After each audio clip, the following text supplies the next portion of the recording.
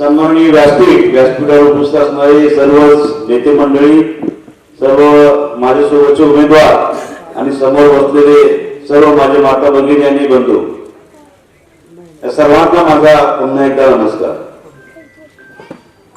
निरंजन दादा, तुम्ही एवढं मोठ्यानं बोललात की आता मला थोडंसं मोठ्यानं बोलायला लागणार आहे. तर माझा आवाज जरा छोटा आहे, पण या लोकांना एवढं जोरात बोललेला आवाज करायचा की आता अशीच जागा हळू बोलला तर काही इम्पॅक्ट पडणार नाही. बघा, आराबाबांचा उल्लेख केला, त्याने मला कम्पेअर केला आराबाबांबरोबर. धन्यवाद.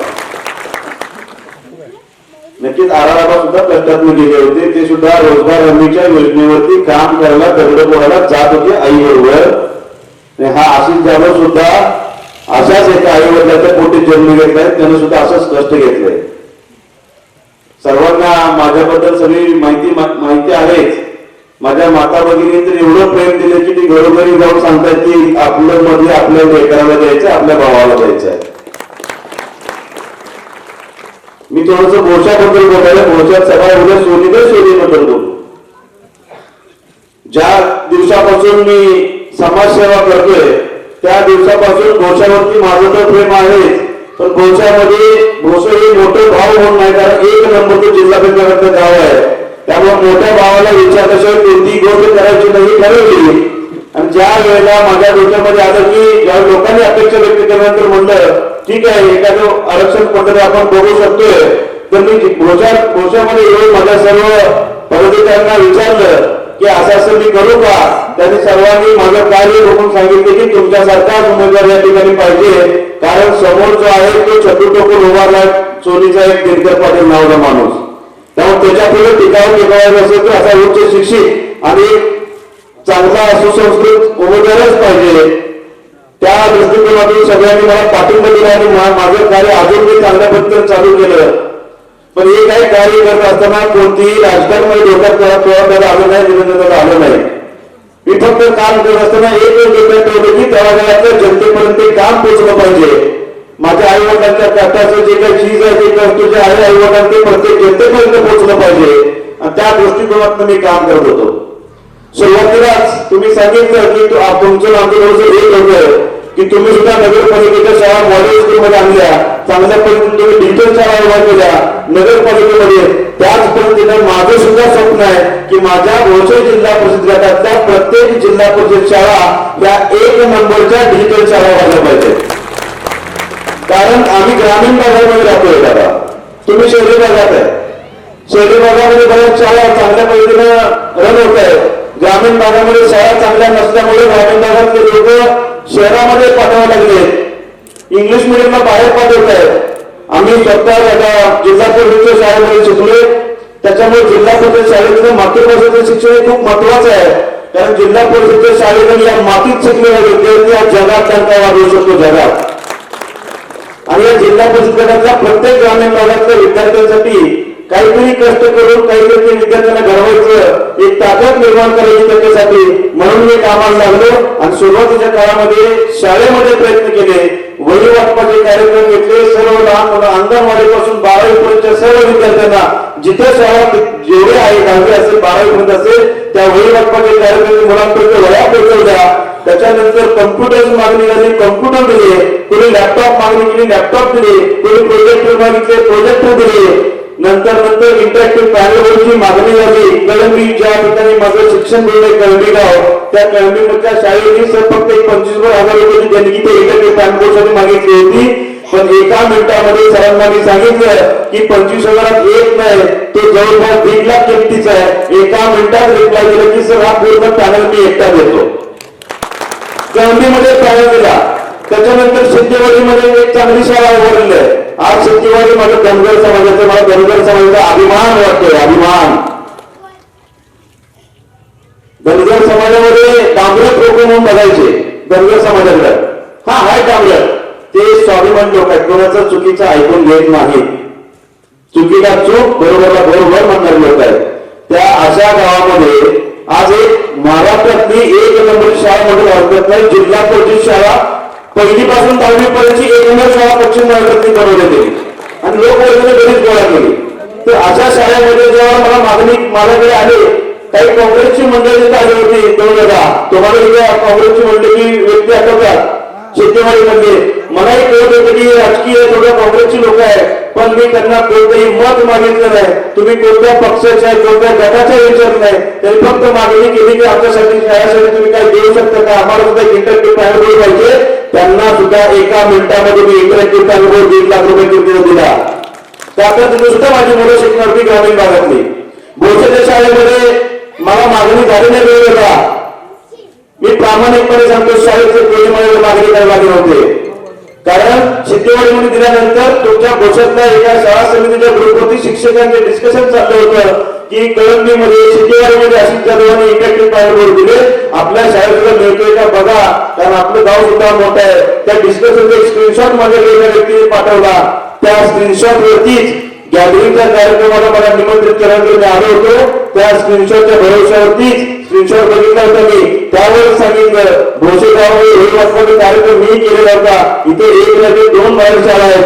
त्यामुळं मोठ्या मनाने मी तिथं सांगितलं की शाळेसाठी 1 नाही तर 2 इंटरॅक्टिव्ह पॅनल बोर्ड देतो आणि 3 लाख रुपये किमतीचे 2 इंटरॅक्टिव्ह पॅनल बोर्ड दिले.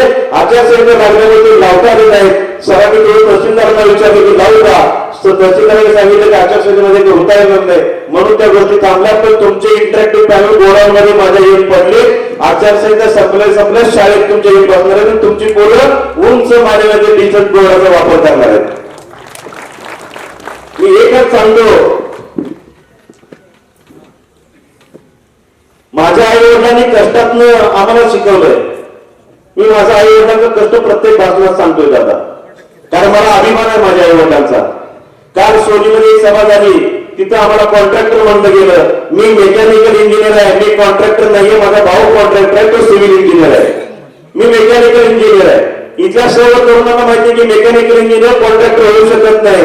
तो सिव्हिल इंजिनियर माझा बंधू, तो कॉन्ट्रॅक्टर आहे. तो जलसंपदा विभागाचा आहे, त्याचं क्लास 1चं लायसन आहे. तो जिल्हा परिषद पंचायत समितीची आमची लायसन नाही, तो कुठं कामं करत नाही. त्यामुळे जिल्हा परिषदचं कॉन्ट्रॅक्टर नसलेलं एनओसी सुद्धा मी आणून जोडलेला आहे माझ्या अर्जासोबत, कारण तो द्यावाच लागतो. त्यामुळे तुम्ही चुकीचा पसरवू नका. तुमच्याकडे बोलायला काय नाहीये, हे बोलणं ऐकून झाले, तुमचा पराभव फिक्स आहे हे तुम्हाला दिसतंय, म्हणून तुम्ही काय नाही ते बोलताय. पण एक सांगतो, हे भोसे गाव आहे, हे 1 नंबरचं गाव आहे मतदारसंघामध्ये. आणि या गावामध्ये सर्व जाती धर्माचे लोक अगदी गुण्यागोविंदांना आणतायत. काही 10-15 वर्षापूर्वी गोष्टी घडल्या होत्या, पण आज जर बघायला गेलं तर सर्व समाज एकत्रितपणे चांगल्या गुण्यागोविंदांना आणतायत. पण तो हा जो पुढचा उमेदवार आहे, त्याच्या मनात काहीतरी गाळ शिजवायचा प्लॅन चालू आहे. भोसे गावांमध्ये एवढं प्रेम दिले, 12 गावात एकच चर्चा आहे की भोसे गावानं गट पक्ष पात जात धर्म तरुण म्हातारा काय बघितलं नाही. त्यांनी फक्त आशिष जाधवावर प्रेम करायचे ठरवले आणि एकमुखानं आशिष जाधवावरती ते मतदान करणार आहे. एवढं सगळं 12 गावात चर्चा आहे. आणि हा भारतात मानमोळीसारख्या गावात जाऊन सांगतोय की भोसे गावात मी 80% मतदान देणार आहे, एवढं माझं प्रेम आहे. इथे 10% मिळवून दाखवतो मी वेळ आलं, कारण या आशिषची नाळ गोरगरिबापर्यंत पोहोचलेले 1 वर्ष सांगतोय. तुमचं लेकरं 1 वर्षाला प्रामाणिकपणे पळतोय. आई माझी मनापासून हात सगळ्या तरुणांना ऐकले, उभारल्या सगळ्या तरुणांना चेष्टांना 1 वर्ष तुमचं लेकरू पळतोय या मतदारसंघात. उमेदवारी मिळाल्यानंतर पळतोय हा विषय नाहीये. तो सगळे मला येईल आणि काही बोलेल, त्याच्या भूलतापाला बळी पडू नका. तो खूप हुशार आहे, तो गोड बोलेल. रात्री 3-3 वाजेपर्यंत भोसे गावात लोकांचे दारं वाढवून झोपा मोडा लागलाय, का तर त्याची झोप उठली आहे, म्हणून तो कोणाला झोपून देत नाहीये. माझी विनंती आहे, आज जे काय गुन्ह्यापर्यंत माझ्यावर सगळं गाव प्रेम करते, गट विसरून सगळी तरुण पोरं माझ्यासोबत आले. मी कोणाची नावं घेणार नाही. आज काँग्रेस पक्षाचे असतील, राष्ट्रवादीचे असतील, सगळ्याच पक्षाची, वंचितचे असतील, एमआयएम, सगळे सर्व जाती धर्माचे लोक आहेत माझ्याजवळ. मातंग समाज असेल, बौद्ध समाज असेल, मुस्लिम समाज असेल, जैन समाज असेल, मराठा समाज असेल, कोळी बांधव असतील, नाईक समाज असेल, धनगर समाज असेल, सर्व. अजून कोणत्या समाजाचं नाव वगैरे दिसत असेल तर माफ करा, पण सर्व जाती धर्मातील लोक एकवटल्या आणि इथंच नाही तर 12 गावातला आजचा सर्वे तुम्ही मला दाखवला. 80% मतदान या 12 गावचे मला उडाले. 80%. का तर मी प्रामाणिक पळतोय. माझ्या आई वडिलांचं कष्ट आहे. माझ्या आई वडिलांचं आई स्वप्न आहे की शाळा शिकत असताना कोणा तुला चप्पल देऊ शकलो नाही. आम्ही शाळा शिकत असताना तुला बॅग देऊ शकलो नाही. शाळा शिकत असताना तुला त्या जेवण देऊ शकलो नाही. आम्ही उपाशी झोपलो. अर्धा किलो सांजा आणून त्याचा 1/2 किलो सांजा तुम्हाला घातलाय. आम्ही उपाशी चुली पुढे थोडाफार काम झोपलोय. पाडवा दिवाळीचा आला तरी आम्हाला सण मिळाला नाही. अशा परिस्थितीतून आम्ही आलो. दादा आई वडिलांचं स्वप्न आहे की तुम्ही जर करोडपती झाला, तुम्ही तुमची स्वप्न पूर्ण केली, आई वडिलांची स्वप्न पूर्ण केली, आता गोरगरिबांची स्वप्न पूर्ण करा, तरच आम्हाला समाधान आहे. मला हौस नव्हती राजकारणात यायची, पण ज्या दिवशी आईने जवळ घेऊन दिवाळीत अभ्यास करताना सांगितलं होतं की बाळांनो हे जर दारिद्र्य संपत असेल तर तुम्ही शिका आणि शिकून पुढे जाऊन नाव कमवा, तरच हे आपलं खाणारे दारिद्र्य संपेल. मातीच्या घरामध्ये आलो, लाईट सुद्धा नव्हती 10वीपर्यंत. मी माझ्या भोसेगावात शिक्षण झालं. मी एवढी डिप्लोमा झालाय. 5,000 रुपये फी भरायला नसल्यामुळे माझं 1 वर्ष वाया गेलं. मी ITI गेलोय. तिथं काम करून पैसे कमवले. आईने अनवाणी कामाला जाऊन 2 रुपये गोळा केले. वडिलांनी सेंटिंग जाऊन 2 रुपये गोळा केले. आणि आज ही लोक मला पैसे वाला म्हणून ठेवत आहेत. प्रत्येक आई वडिलांची स्वप्न इथे बसलेली आहे की त्यांची सुद्धा पोरं करोडपती व्हायला पाहिजे. पहिल्या पाणी लागायला पाहिजे. कारण एकट्यानेच पैसे कमवायचे.